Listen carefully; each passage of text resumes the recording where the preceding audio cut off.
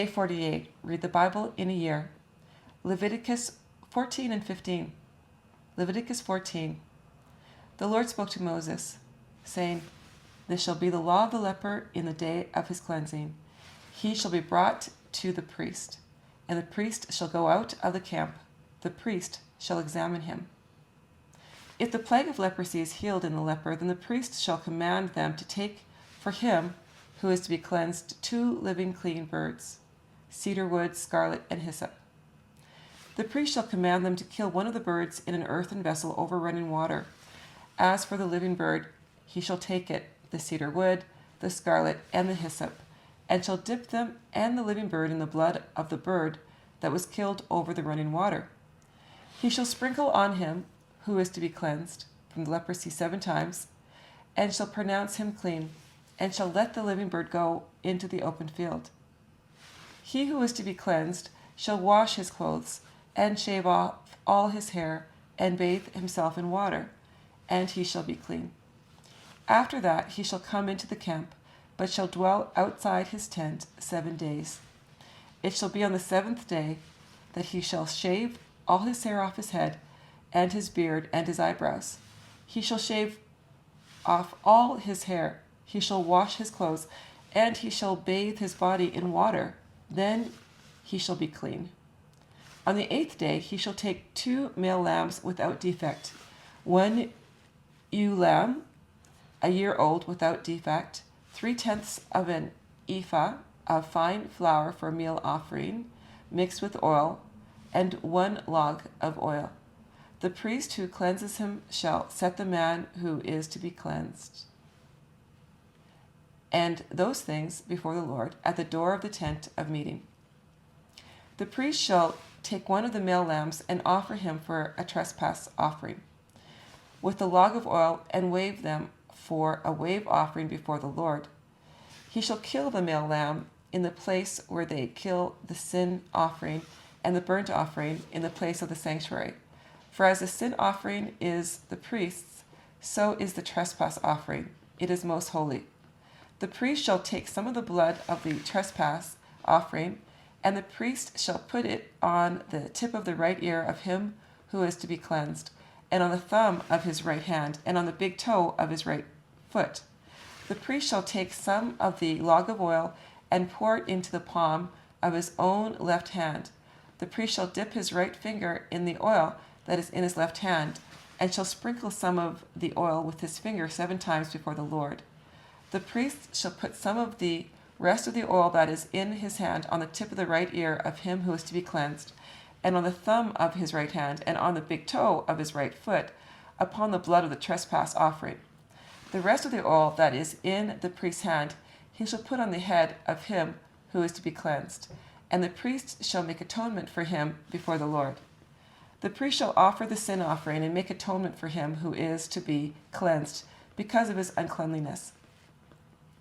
Afterward he shall kill the burnt offering. Then the priest shall offer the burnt offering and the meal offering on the altar. The priest shall make atonement for him, and he shall be clean. If he is poor and can afford so much, then he shall take 1 male lamb for a trespass offering to be waved, to make atonement for him, and 1/10 of an ephah of fine flour mixed with oil for a meal offering, and a log of oil, and 2 turtle doves, or 2 young pigeons, such as he is able to afford, and the one shall be a sin offering, and the other a burnt offering. On the 8th day he shall bring them for his cleansing to the priest, to the door of the tent of meeting before the Lord. The priest shall take the lamb of the trespass offering and the log of oil, and the priest shall wave them for a wave offering before the Lord. He shall kill the lamb of the trespass offering. The priest shall take some of the blood of the trespass offering and put it on the tip of the right ear of him who is to be cleansed, and on the thumb of his right hand, and on the big toe of his right foot. The priest shall pour some of the oil into the palm of his own left hand, and the priest shall sprinkle with his right finger some of the oil that is in his left hand 7 times before the Lord. Then the priest shall put some of the oil that is in his hand on the tip of the right ear of him who is to be cleansed, and on the thumb of his right hand, and on the big toe of his right foot, on the place of the blood of the trespass offering. The rest of the oil that is in the priest's hand he shall put on the head of him who is to be cleansed, to make atonement for him before the Lord. He shall offer one of the turtle doves, or of the young pigeons, whichever he is able to afford. Of the kind he is able to afford, the one for a sin offering and the other for a burnt offering. With the meal offering, the priest shall make atonement for him who is to be cleansed before the Lord. This is the law for him in whom is the plague of leprosy, who is not able to afford the sacrifice for his cleansing. The Lord spoke to Moses and to Aaron, saying, When you have come into the land of Canaan, which I give to you for possession, and I put a spreading mildew in a house in the land of your possession, then he who owns the house shall come and tell the priest, saying, There seems to me to be some sort of plague in the house. The priest shall command that they empty the house before the priest goes in to examine the plague, that all that is in the house not be made unclean. Afterward, the priest shall go in to inspect the house. He shall examine the plague, and if the plague is in the walls of the house with hollow streaks, greenish or reddish, and it appears to be deeper than the wall, then the priest shall go out of the house to the door of the house and shut up the house 7 days. The priest shall come again on the 7th day and look.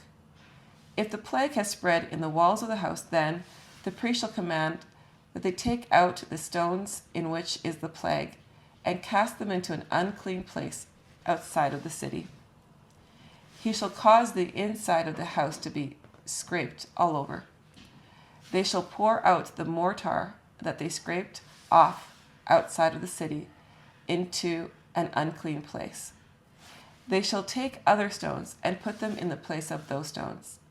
And he shall take other mortar and shall plaster the house. If the plague comes again and breaks out in the house after he has taken out the stones, and after he has scraped the house, and after it was plastered, then the priest shall come in and look, and if the plague has spread in the house, it is a destructive mildew in the house. It is unclean. He shall break down the house, its stones, and its timber, and all the house's mortar. He shall carry them out of the city into an unclean place. Moreover, he who goes into the house while it is shut up shall be unclean until the evening. He who lies down in the house shall wash his clothes, and he who eats in the house shall wash his clothes. If the priest shall come in and examine it, and the plague hasn't spread in the house after the house was plastered, then the priest shall pronounce the house clean, because the plague is healed. To clean the house he shall take 2 birds, cedar wood, scarlet, and hyssop. He shall kill one of the birds in an earthen vessel over running water. He shall take the cedar wood, the hyssop, the scarlet, and the living bird, and dip them in the blood of the slain bird and in the running water, and sprinkle the house 7 times. He shall cleanse the house with the blood of the bird and with the running water, with the living bird, with the cedar wood, with the hyssop, and with the scarlet. But he shall let the living bird go out of the city into the open field. So shall he make atonement for the house, and it shall be clean. This is the law for any plague of leprosy, and for an itch, and for the destructive mildew of a garment, and for a house, and for a swelling, and for a scab, and for a bright spot, to teach when it is unclean and when it is clean. This is the law of leprosy. Leviticus chapter 15. The Lord spoke to Moses and to Aaron, saying, Speak to the children of Israel and tell them, when any man has a discharge from his body, because of his discharge he is unclean. This shall be his uncleanness in his discharge, whether his body runs with his discharge or his body is stopped from his discharge. It is his uncleanness. Every bed on which he who has the discharge lies shall be unclean, and everything he sits on will be unclean. Whoever touches this bed shall wash his clothes and bathe himself in water, and be unclean until the evening. He who sits on anything on which the man who has the discharge sat shall wash his clothes and bathe himself in water, and be unclean until the evening. He who touches the body of him who has the discharge shall wash his clothes and bathe himself in water, and be unclean until the evening. If he who has the discharge spits on him who is clean, then he shall wash his clothes, bathe himself in water, and be unclean until the evening. Whatever saddle he who has the discharge rides on shall be unclean. Whoever touches anything that was under him shall be unclean until the evening. He who carries those things shall wash his clothes and bathe himself in water, and be unclean until the evening. Whomever he who has the discharge touches, without having rinsed his hands in water, he shall wash his clothes and bathe himself in water, and be unclean until the evening. The earthen vessel which he who has the discharge touches shall be broken, and every vessel of wood shall be rinsed in water. When he who has a discharge is cleansed of his discharge, then he shall count to himself 7 days for his cleansing, and wash his clothes. And he shall bathe his flesh in running water, and shall be clean. On the 8th day he shall take 2 turtle doves, or 2 young pigeons, and come before the Lord to the door of the tent of meeting, and give them to the priest. The priest shall offer them, the one for a sin offering and the other for a burnt offering. The priest shall make atonement for him before the Lord for his discharge. If any man has a mission of semen, then he shall bathe all his flesh in water, and be unclean until the evening. Every garment on and every skin which the semen is on shall be washed with water, and be unclean until the evening. If a man lies with a woman, and there is an emission of semen, they shall both bathe themselves in water, and be unclean until the evening. If a woman has a discharge, and her discharge in her flesh is blood, she shall be in her impurity 7 days. Whoever touches her shall be unclean until the evening. Everything that she lies on in her impurity will be unclean. Everything also that she sits on shall be unclean. Whoever touches her bed shall wash his clothes and bathe himself in water, and be unclean until the evening. Whoever touches anything that she sits on shall wash his clothes, bathe himself in water, and be unclean until the evening. If it is on the bed or on anything that she sits on, when he touches it, he shall be unclean until the evening. If any man lies with her, and her monthly flow is on him, he shall be unclean 7 days, and every bed he lies on shall be unclean. If a woman has a discharge of her blood many days not in the time of her period, or if she has discharge beyond the time of her period, all the days of the discharge of her uncleanness shall be as in the days of her period. She is unclean. Every bed she lies on all the days of her discharge shall be to her as the bed of her period. Everything she sits on shall be unclean, as the uncleanness of her period. Whoever touches these things shall be unclean, and shall wash his clothes and bathe himself in water, and be unclean until the evening. But if she is cleansed of her discharge, then she shall count to herself 7 days, and after that she shall be clean. On the 8th day she shall take 2 turtle doves, or 2 young pigeons, and bring them to the priest, to the door of the tent of meeting. The priest shall offer the one for a sin offering and the other for a burnt offering, and the priest shall make atonement for her before the Lord for the uncleanness of her discharge. Thus you shall separate the children of Israel from their uncleanness, so they will not die in their uncleanness when they defile my tabernacle that is among them. This is the law of him who has a discharge, and of him who has an emission of semen, so that he is unclean by it, and of her who has her period, and of a man or woman who has discharge, and of him who lies with her who is unclean.